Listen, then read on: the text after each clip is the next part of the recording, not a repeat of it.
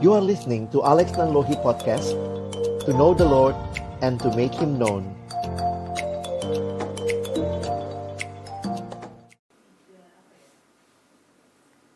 Mari sama-sama kita berdoa sebelum kita membaca merenungkan firman Tuhan. Kami datang di dalam ucapan syukur siang hari ini buat kesempatan yang Tuhan berikan bagi kami untuk bersekutu memuji memuliakan nama-Mu. Kami telah menaikkan setiap pujian kami, doa kami, dan tiba waktunya bagi kami untuk membuka firman-Mu ya Tuhan. Karena itu kami mohon ketika kami membuka firman-Mu, bukalah juga hati kami. Jadikanlah hati kami seperti tanah yang baik, supaya ketika benih firman-Mu ditaburkan boleh sungguh-sungguh berakar, bertumbuh, dan berbuah nyata di dalam hidup kami. Berkati hamba-Mu yang menyampaikan, setiap kami yang mendengar, Tuhan tolonglah kami. Agar kami bukan hanya jadi pendengar-pendengar firman yang setia, tapi mampukan dengan kuasa dan pertolongan dari Roh-Mu yang kudus, kami dimampukan menjadi pelaku-pelaku firman-Mu di dalam kehidupan kami.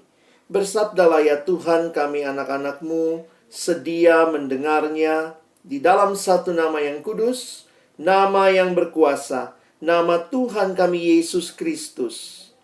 Kami menyerahkan pemberitaan firman-Mu. Amin.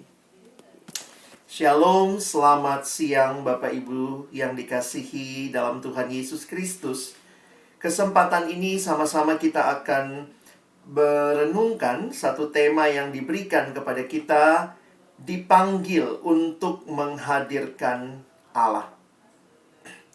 Ketika berbicara tentang hal ini, saya pikir kita harus ingat terlebih dahulu bahwa ketika kita berbicara panggilan, maka ingatlah bahwa ketika kita berbicara panggilan, itu pertama dan terutama bukan sekadar berbicara dipanggil untuk apa, tetapi kita harusnya menyadari ketika ada panggilan, berarti ada yang memanggil.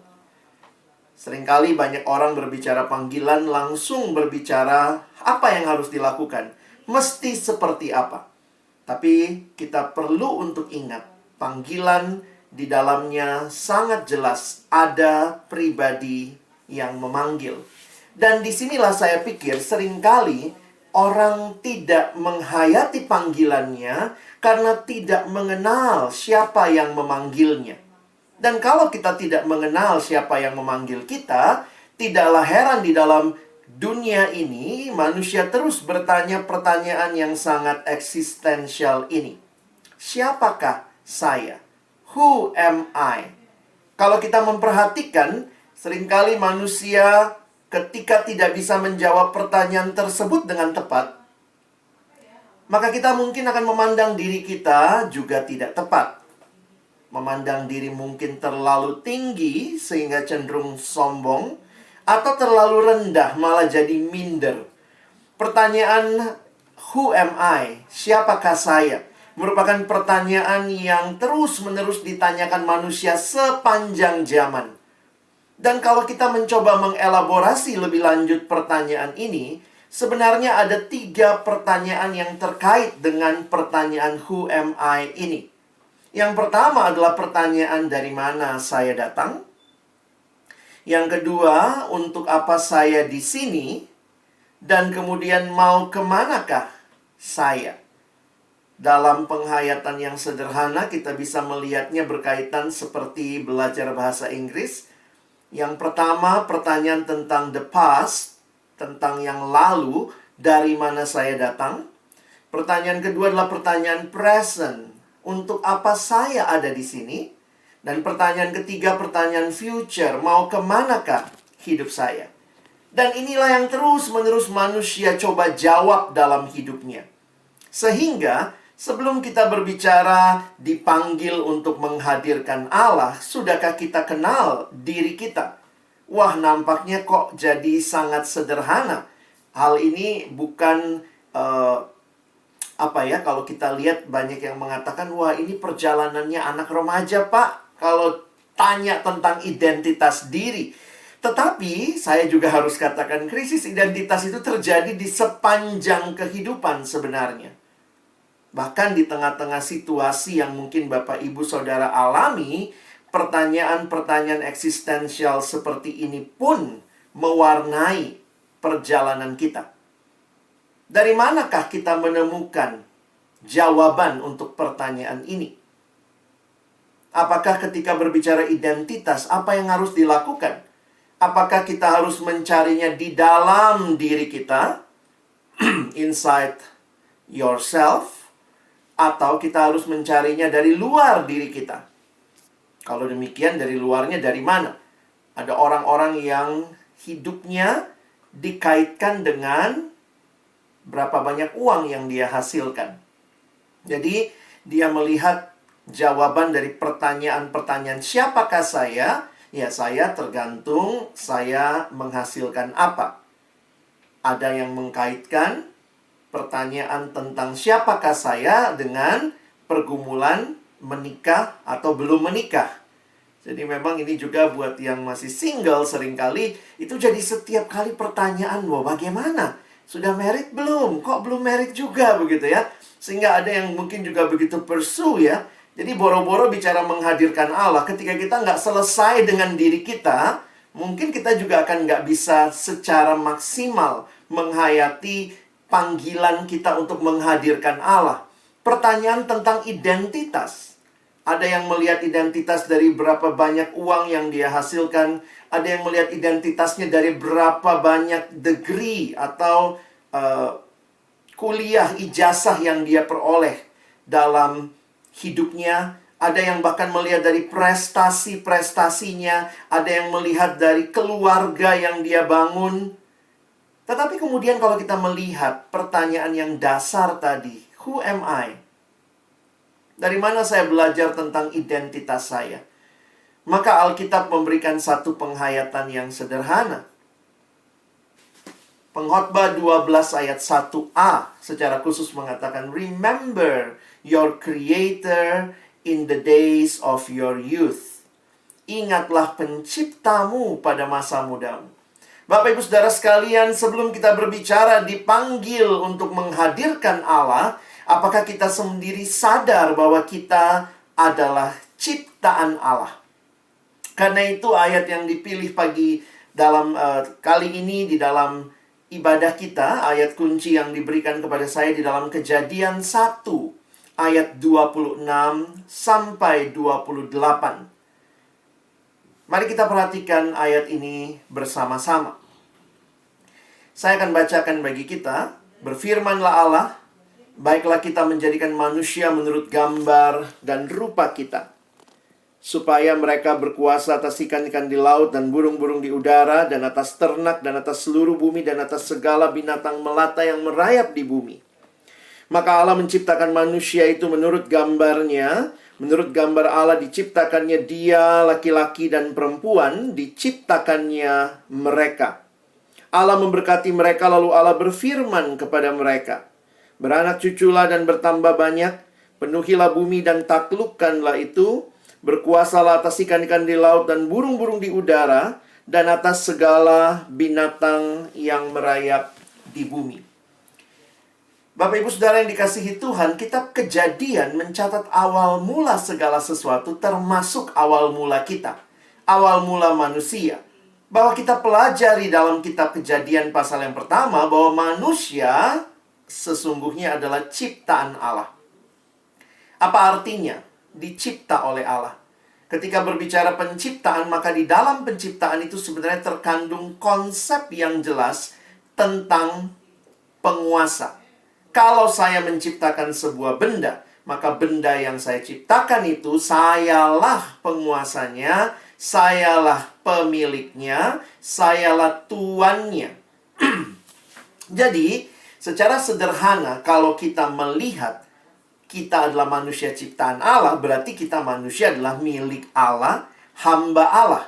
Itu adalah sesuatu yang sangat melekat dengan keberadaan kita. This is not only about our status, But this is about our being as a creation created in the image of God. Sebagai manusia ciptaan Allah, maka kita harusnya bisa menjawab pertanyaan tentang who am I?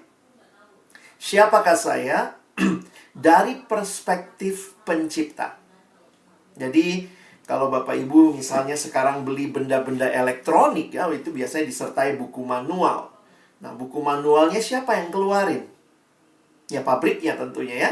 Nah, dalam kaitan yang sejajar dengan itu, kalau manusia adalah ciptaan Allah, maka harusnya kita mengetahui tentang diri kita bukan dari dalam diri kita, tetapi dari Allah Sang Pencipta kita. Dan kita harus tahu bagaimana kita harus hidup tergantung apa yang kita kenal dari tujuan penciptaan kita. Nah, disinilah yang ingin saya angkat untuk kita hayati tema ini. Kita harus menyadari tujuan penciptaan Allah bagi kita. Saya pikir Allah tidak sedang iseng, nggak ada mainan di surga bikin manusia begitu saudara ya. Tetapi ini dikaitkan dengan satu tujuan yang mulia. Nah, karena itu, mungkin pertanyaannya kita rajin nggak ya baca buku manualnya ya? Wah, Alkitab buku manual kita. Kalau kita ciptaan Allah, maka rajin-rajin baca buku manualnya supaya tahu harus seperti apa menggunakan hidup yang dicipta Tuhan. Nah, bagian yang menarik untuk kita perhatikan di dalam Kejadian 1 ayat 27, istilah ini muncul ya, maka Allah menciptakan manusia itu menurut gambarnya. Menurut gambar Allah, diciptakannya dia, laki-laki dan perempuan, diciptakannya mereka. Di dalam terjemahan berbahasa Inggris, so God created man in His own image, in the image of God. Mari Bapak Ibu, saya ingin mengajak kita renungkan sebentar tentang image of God ini dalam satu perspektif ayat-ayat yang kita baca, ya. Nah, karena itu mungkin pertanyaannya, apa spesialnya? What makes you special about being created in the image of God? Nah, mari kita akan lihat sebentar. Saya mau ajak kita melihat ayat-ayat di atasnya. Kita mulai dari Kejadian 1 ayat 11. Berfirmanlah Allah, hendaklah tanah menumbuhkan tunas-tunas muda, tumbuhan-tumbuhan yang berbiji, segala jenis pohon, buah-buahan yang menghasilkan buah yang berbiji, supaya ada tumbuh-tumbuhan di bumi. Jadilah demikian. Tanah itu menumbuhkan tunas-tunas muda, segala jenis tumbuh-tumbuhan yang berbiji, segala jenis pohon-pohonan yang menghasilkan buah yang berbiji. Allah melihat bahwa semuanya itu baik. Jadilah petang dan jadilah pagi, itulah hari ketiga. Bapak Ibu Saudara yang dikasihi Tuhan, perhatikan penciptaan tumbuhan ini. Ya, penciptaan tumbuhan, ya, pohon-pohon dan semuanya. Kalau kita mempelajari, mungkin di dalam bahasa Indonesia tidak terlalu terlihat penekanannya. Tapi mari lihat terjemahan berbahasa Inggris. Then God said, let the land produce vegetation, seed-bearing plants and trees on the land that bear fruit with seed in it, according to their various kinds. Jadi perhatikan yang saya garis bawahi. And it was so. The land produced vegetation, plants bearing seed according to their kinds, and trees bearing fruit with seed in it according to their kinds. And God saw that it was good, and there was evening, and there was morning the third day. Nah, Bapak Ibu Saudara yang dikasihi dalam Tuhan Yesus Kristus, tadi kalau dalam bahasa Indonesia kita cuma melihat diciptakan jenis, ya. Kalau bahasa Inggris ini menarik, according to their various kinds, according to their various kinds. Kalau Indonesia tadi ini, saudara ya, segala jenis, segala jenis. Jadi menariknya begini ya, pohon-pohon ini, tanaman-tanaman ini diciptakan menurut jenisnya. Nah, ini perlu kita pahami ya, menurut jenisnya. Contoh, Bapak Ibu pernah lihat mangga? Ya, kenapa begitu tahu buah model begitu kita bilang mangga?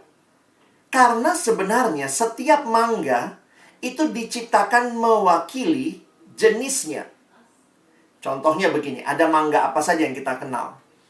Ya, jangan salah sebut ya, mangga masak, mangga kurang masak, mangga asem, mangga... Ya, jenis mangga misalnya, mangga golek, mangga aru manis, mangga Indramayu.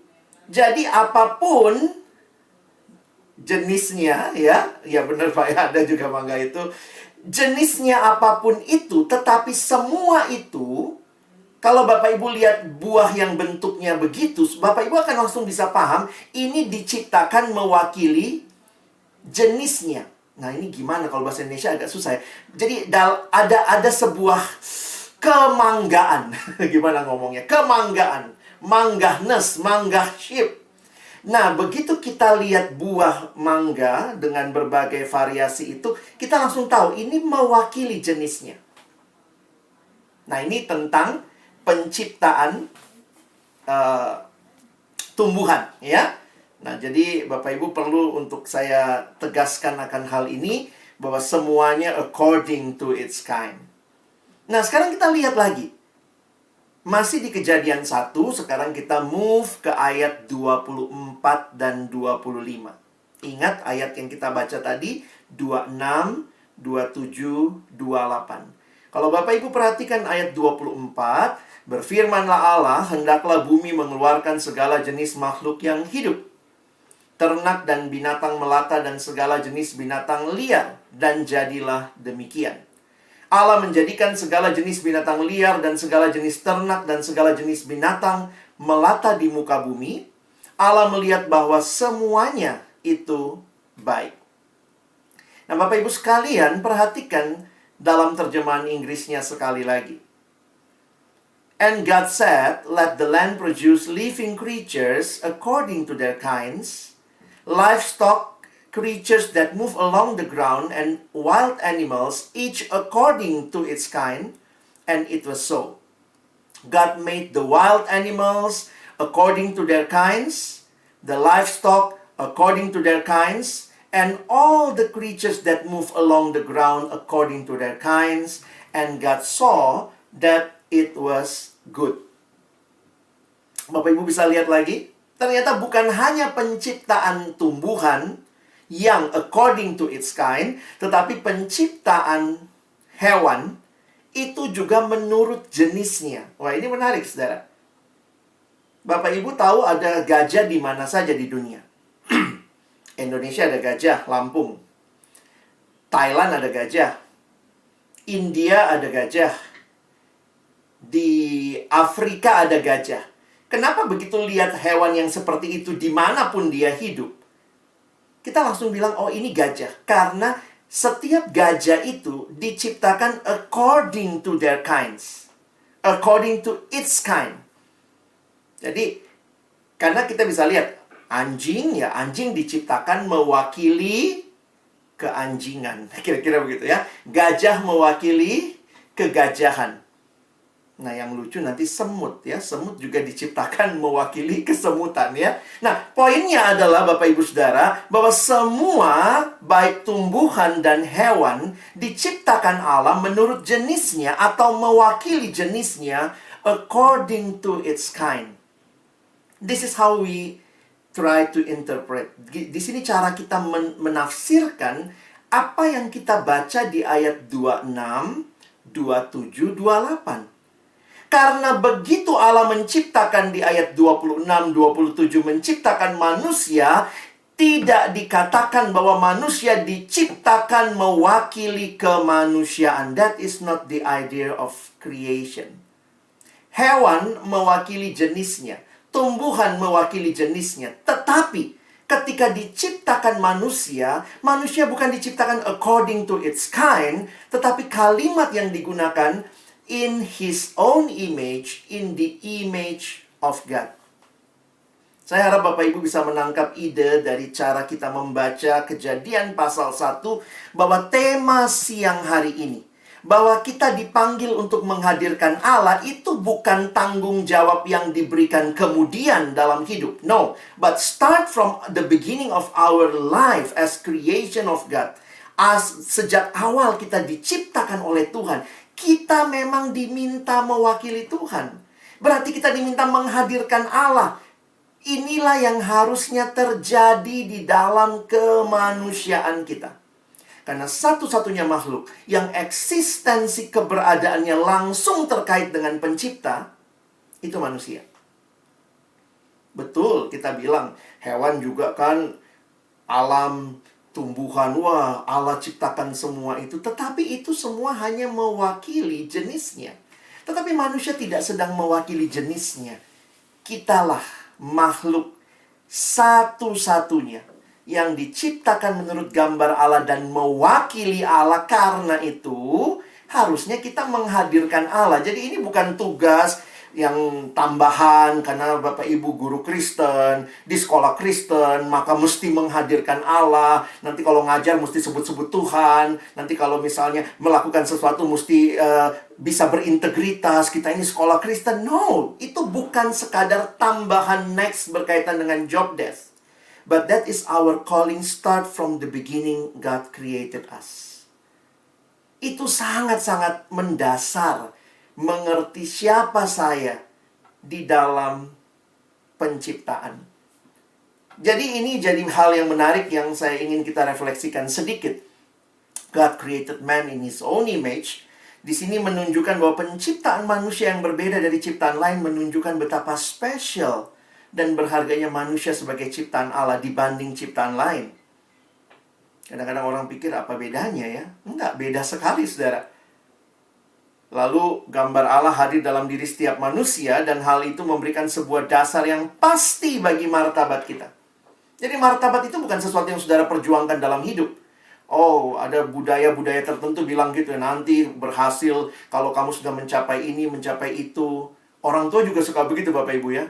Wah, terima kasih Bapak Ibu guru. Anak saya sekarang sudah jadi orang. Emangnya tadinya monyet? Manusia sebagai manusia sudah sejak awal martabatnya itu karena Tuhan ciptakan kita segambar dan serupa dengan Dia. Itu sesuatu yang kita miliki sejak awal. Karena itu image of God mendeskripsikan kehidupan manusia dalam relasinya dengan Allah. Dan dia juga relasi dengan sesama dan ciptaan yang lain. Jadi menarik sekali Bapak Ibu untuk memperhatikan bahwa manusia ciptaan Allah, maka identitas kita sebenarnya tentang siapa saya itu dari luar diri kita. Ya, saya nggak sepaham dengan Mariah Carey yang nyanyi ya, look inside you and be strong, that the hero lies in you. No, we are not finding our identity inside ourselves. No, we find from outside. Tapi outside-nya juga jangan salah. Bukan dari uang, bukan dari jabatan, bukan dari kedudukan, but from our Creator. Bapak Ibu berharga bukan karena Bapak Ibu menghasilkan uang. Bapak Ibu berharga bukan karena Bapak Ibu punya kedudukan S1, S2, S3. Jabatan strukturalnya juga mungkin. Kita sama di hadapan Tuhan. It's from the God, our Creator. Nah, jadi kalau sudah sedalam ini penghayatan kehadiran kita, ya sederhana Bapak Ibu ya. Bagaimana respon kita? Your identity and purpose come from God. Kita tuh mewakili Allah, saudara. Identitas kita itu melekat sejak kita dicipta. Dan ini yang Tuhan ingatkan. Dalam bukunya yang ditulis oleh, sebuah buku yang ditulis oleh Bapak Richard Pratt, dalam satu bab membahas Kejadian 1, dia mengatakan our true identity is at the same time. Kita mesti ingat, pertama, kita image of God. Nah, lihat yang di caps lock di situ itu kata image. Maksudnya apa? Kita tuh cuma gambar Allah. Kita tuh bukan Allahnya. Kita cuma gambarnya Allah. That's why we need to be humble. But at the same time, keep in our mind, kita bukan hanya gambar biasa. We are not just image, but we are the image of God. So at the same time, we have our dignity. Jadi, memiliki kedua hal ini secara bersamaan. Karena kita tahu, kita menghadirkan Kristus bukan dengan arogan, tetapi kita pun menghadirkan Kristus dengan elegan dan tentunya terkait dengan diri kita. Karena self-identity kita itu not gain, bukan sesuatu yang kita capai, tetapi sesuatu yang kita diberikan sejak awal oleh pencipta kita. Jadi khotbah ini saya bukan hanya tujukan sama anak-anak SMP, SMA. Seringkali saya bawakan tentang identitas. Saya juga harus katakan ini buat kita. Kita juga kadang-kadang lupa diri ya. Kita pikir nanti kalau sudah mencapai sesuatu baru kita diakui. Dan itulah cara dunia ya, mengakui kita. Prove something, then you are something. But in God, no. You are already something. Ya, kita someone in Christ. Kita accepted, kita love, kita precious. Then, live out our identity. Nah, inilah yang kita kembali diingatkan.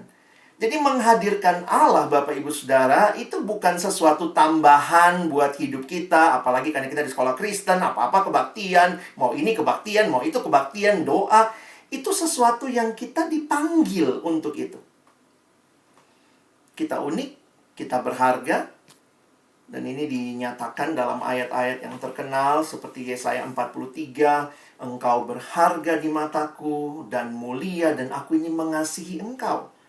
Tuhan yang ngomong ini ke Israel, dan saya yakin bagi kita semua yang terpanggil di dalam panggilan menjadi Israel rohani saat ini, ayat ini juga berlaku bagi kita. Yesaya 43 ayat 7.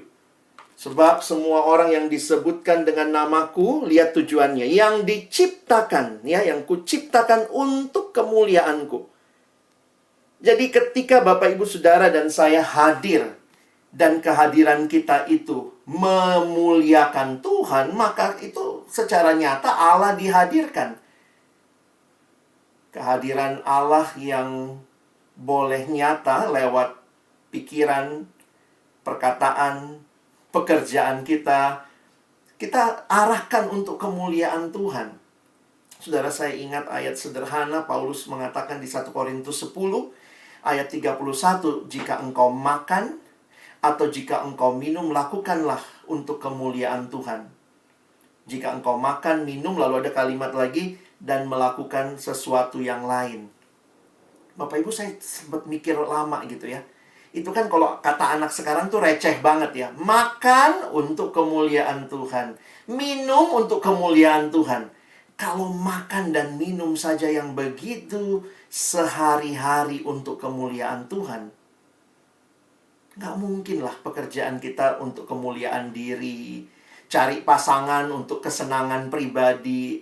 Please reconsider, rethinking ya. Ini bukan sekadar tambahan dalam hidup. Hal yang paling basic untuk kemuliaan Tuhan, maka tentunya hal-hal yang lain pun kita harus rangkai di dalam, kita bingkai ulang dengan tujuan memuliakan Allah. Ketika kita hadir, apakah orang bisa melihat Kristus yang hadir melalui kehadiran kita? Melalui cara kita berpikir, bertutur kata, cara kita menyatakan diri kita ya. Kadang-kadang kita suka nyanyi gitu ya, kulihat di wajahmu kemuliaan Allah. Saya pikir itu sebenarnya manusia. When we look at one another, we can see God's glory. Dan tentunya bagi kita yang sudah diselamatkan dari dosa, harusnya kita yang membawa. Bapak Ibu, kita ini menarik ya. Tuhan itu bukan kurang mulia. Tuhan nggak kurang mulia lalu suruh kita, ayo muliakan aku. Tidak. Tetapi seperti, ya, saya suka penggambarannya bulan sama matahari ya. Bulan kan katanya tidak bercahaya ya, begitu ya pelajaran kita. Cahayanya dapatnya dari mana? Dari matahari. Kalau kita bisa bercahaya, ingatlah, kita bukan sumber terang itu. Hanya kalau kita punya relasi dengan sumber terang itu, maka melalui hidup kita, kita merefleksikan kemuliaan Tuhan. Tuhan memilih Bapak, Ibu, Saudara, dan saya untuk memuliakan Dia, untuk merefleksikan kemuliaan Dia. So, our identity is from God. Dan terakhir, our purpose. Menarik sekali untuk kita memperhatikan ayat selanjutnya, ayat 28 ya. Dikatakan penuhi bumi ya, beranak cuculah, bertambah banyak, penuhilah bumi. Itu sebuah tanggung jawab, dan saya pikir kita pun sedang dalam tanggung jawab itu. Menaklukkan bumi. Studi, belajar itu kan salah satu upaya menaklukkan bumi. ada ilmu dengan terstruktur, kita mengajar anak-anak supaya mereka bisa hidup, mendapatkan hidup dari bumi milik Allah ini. Jadi sebenarnya tanggung jawab pendidikan dalam mandat budaya ada di ayat 28 ini. Be fruitful and become many, fill the earth, taklukkan bumi, berkuasalah. Dan ini bukan sesuatu yang sekali lagi ditambah kemudian. Ini sejak awal.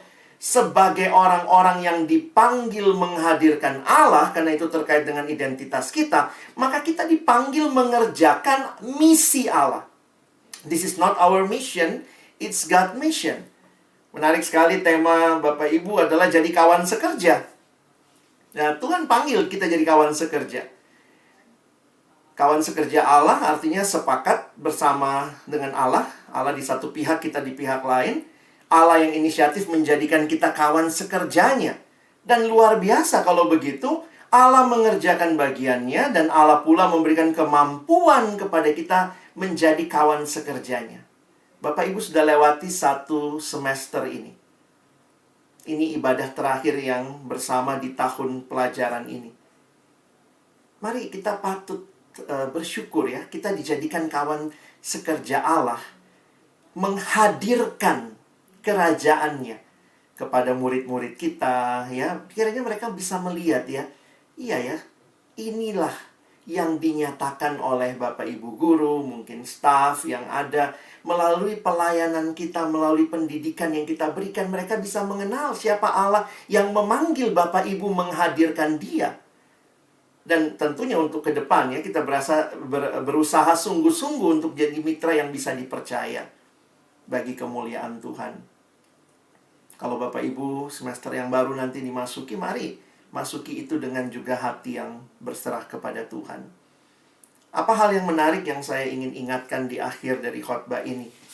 Bicara tanggung jawab ini, ada hal yang menarik yang dituliskan oleh sebuah buku yang saya kutip di sini ya. Dia mengatakan, ingat God's ownership. Betul kita rekan sekerja Allah, tapi ingat jangan sombong juga Bapak Ibu ya. God's ownership, bagian kita stewardship. Jadi Allah pemiliknya, kita penata layan. Makanya kalau lihat di Alkitab, kita satu waktu akan kasih pertanggungjawaban atas semua milik Allah yang dipercayakan untuk Bapak Ibu dan saya lakukan penata layanannya. Nah, kalau demikian, maka kalau ownership-nya, stewardship-nya, maka sesungguhnya pada akhirnya yang harusnya dimuliakan bukan stewardnya, ya. Harusnya pada akhirnya ownernya yang dimuliakan, ya. Everything for God's glory. Bapak, Ibu, dan saya dipanggil menghadirkan Allah. Tapi ingat, bukan untuk kemuliaan kita. Let that glory be to God, the owner of everything, yang sudah panggil kita, yang sudah memperlengkapi kita. Dan kiranya pada akhirnya ini yang boleh nyata dalam hidup kita sebagai rekan sekerja Allah. Bukan rekan sekerja yang lupa diri dan memuliakan diri, tapi rekan sekerja yang selalu bisa bersyukur dan bisa berserah sama Tuhan.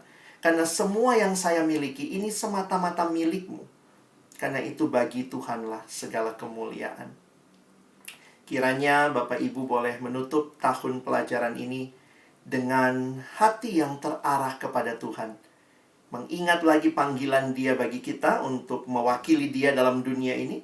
Sehingga setiap jeri lelah kita, karya kita akan menjadi sesuatu yang berdampak bagi orang-orang yang kita layani. Mereka bisa mengenal siapa pemilik segalanya, dan kita pun membawa semua kemuliaan bagi Tuhan. Tuhan memberkati kita. Amin. Mari kita berdoa. Tuhan, tolong kami sekali lagi bukan cuma jadi pendengar firman, tetapi boleh jadi pelaku-pelaku firman-Mu.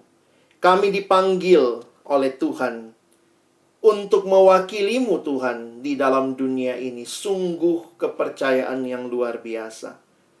Kami dipanggil dalam sebuah institusi, BPK Penabur, menghadirkan Allah melalui setiap pekerjaan kami, pelayanan kami, sehingga mungkin melaluinya kami pun boleh menjadi saksi Tuhan Bagi anak-anak yang melihat hidup kami, melihat teladan kami, melihat tingkah laku kami, pikiran-pikiran yang kami sampaikan.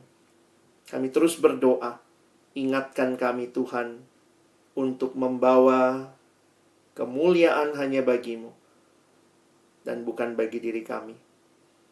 Terima kasih Engkau berkenan memakai kami jadi rekan sekerja-Mu, dan kiranya kami terus mengingat, all the glory must be to the Lord. Kami bersyukur, dalam nama Yesus kami berdoa. Amin.